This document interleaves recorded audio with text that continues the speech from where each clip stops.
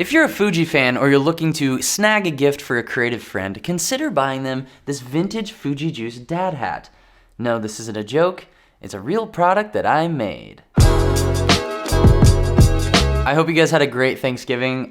Please excuse my terrible looking room. I moved to a new apartment. This is my new YouTube room, but it's in shambles because I just started moving in. So I'm gonna try to show the least amount of talking head footage possible and just give you guys all the Fuji X-S10 test footage you could desire.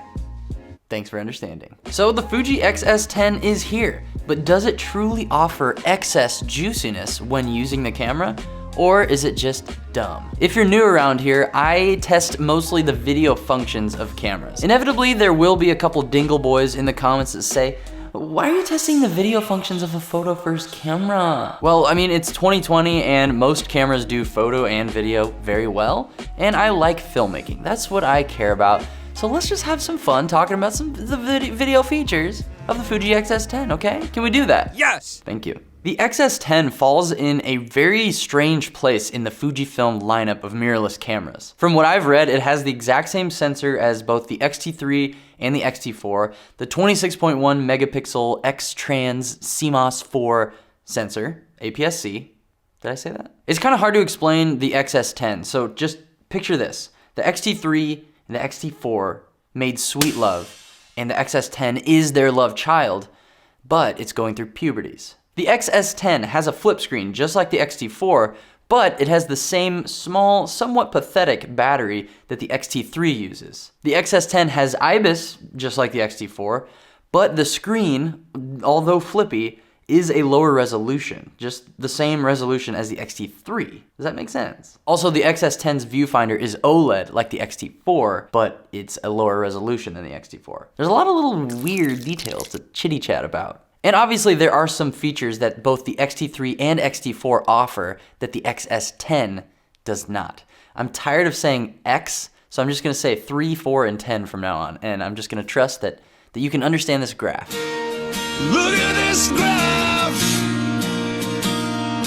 The 10 does not offer 4K 60, physical shutter speed, and ISO dials, a healthy helping of customizable buttons, dual card slots, H.265 codecs, and internal 10-bit video codecs. It doesn't offer any of those things. Right off the bat, if 10-bit internal is your thing, the 10 is not for you. However, if you use something like the Atomos Ninja 5 to record externally, you can get a 422 10-bit clean signal over micro HDMI, and that's actually what we're doing right now. We're filming with the X-S10, autofocus, Sigma 18-35, Fringer adapter. We've got our little micro HDMI cable to send in beautiful electronic signals to our Ninja, and we're recording ProRes HQ in F-Log. And it looks really good. It looks pretty much the exact same as the 3 and 4, from what I can see. Now, a mistake that I made in the test footage was shooting everything in F-Log. I'm just used to shooting in log. I like color grading and just messing with images. I like getting the most dynamic range possible because it's fun. I enjoy it. But there were many cases while I was filming where the 8-bit really showed how bad it is at capturing color data. So yeah, the 10 is missing some very key features that I want in a camera, but maybe you don't need them. The strange thing is the 10 is $999 USD brand new in 2020, which is the exact same price as the XT3 brand new.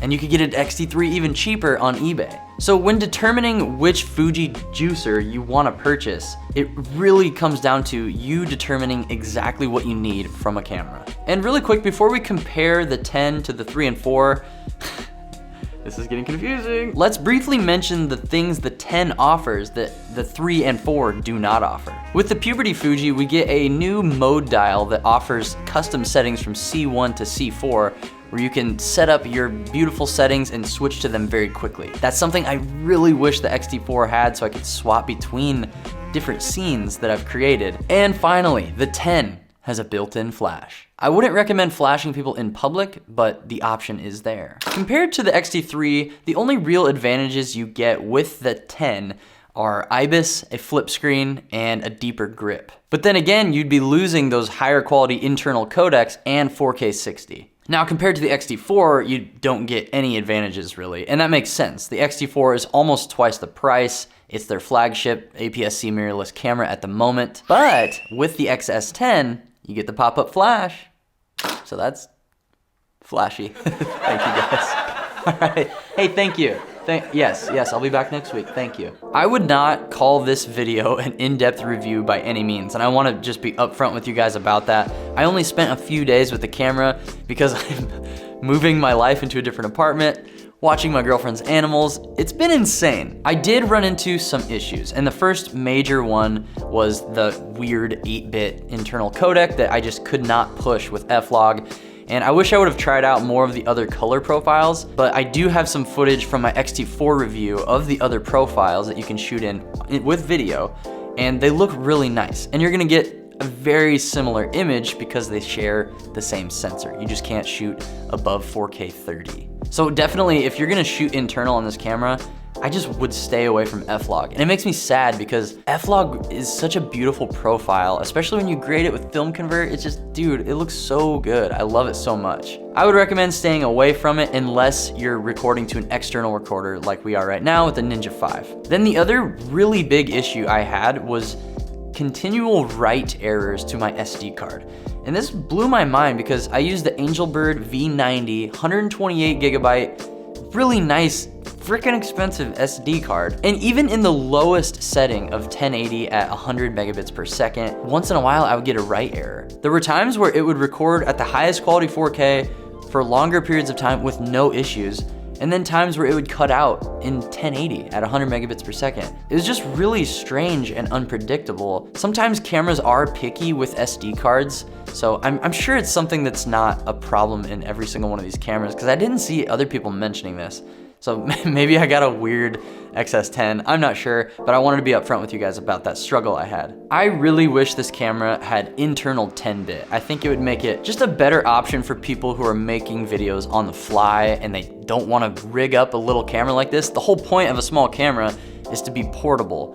And I mean, you can build it out and put a cage on it, whatever you want to do, have a recorder on it so you can get all the 10-bit. So if you don't need 4K 60 and you're okay with rigging this thing out, you could get beautiful 10-bit images in F-Log. And I'm guessing Fujifilm kept 10-bit out of this camera internally, so people still have a reason to buy the XT3 for the exact same price. I don't want to tell you which camera to buy because, like we compared them earlier, there's just these minute differences that are gonna hopefully cater to your individual needs. So just really think about what you need from a camera before selecting the XT3, XT4, or XS10. They all offer some really interesting, solid features with the beautiful Fujifilm image quality that I have grown to love.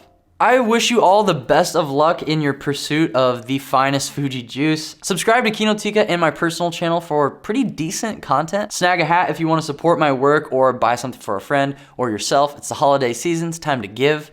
So give me your money. I'm just kidding. Seriously. Have a wonderful week and I'll see you real soon. Bye.